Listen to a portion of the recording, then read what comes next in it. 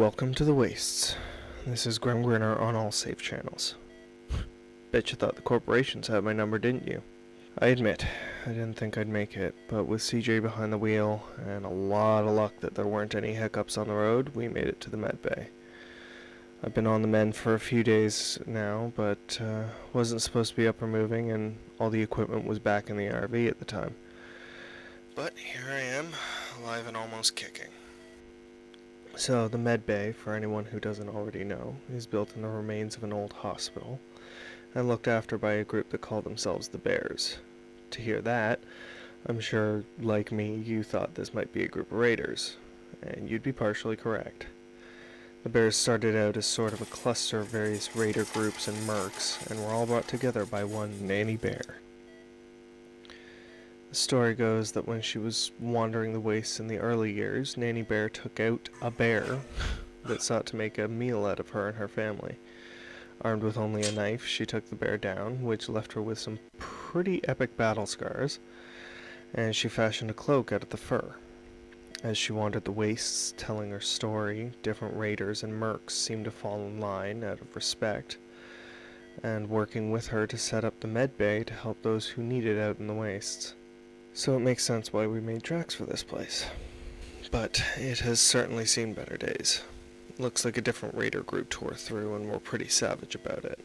An entire wing is currently sealed off because it's no longer safe to be in, and their supply stocks have taken a dent. Not just from being stolen, but from tending to those injured in the attack. So if anyone knows where some supplies can be scavenged or has word of a corporate medical depot, the Medbay could use that info. On a related note, if anyone has track on the raiders that hit the Medbay, I'm personally adding to the bounty that has been set on wiping them out. Nanny Bear had it set at 1,000, and I'm gonna match it. That's 2,000 caps and tokens for anyone that can take out the raider group known as the Shawa Rats. Pretty sure they came out of a lower end district of the Gat, so be careful. They obviously aren't scared of much, and know how to handle themselves. Hell, I'd be tagging along just for the payback if I could. I've also received some word from another traveler about Garden Town.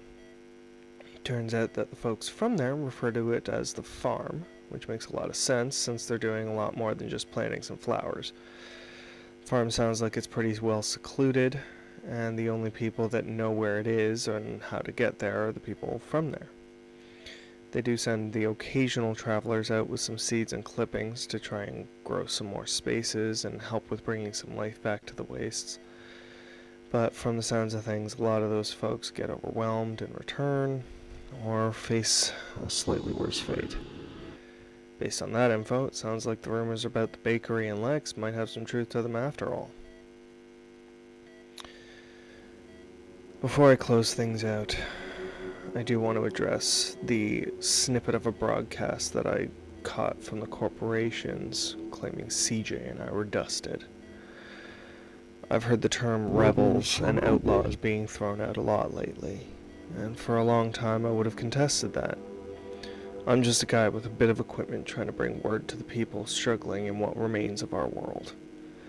Yeah, I don't want to live under corporate rule. I saw the writing on that wall long before it went up. I've never seen what I'm doing as some sort of radical act of rebellion or anything, though.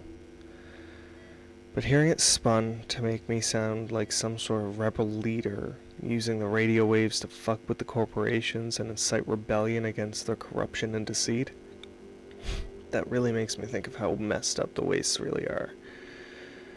A place where living is rebellion.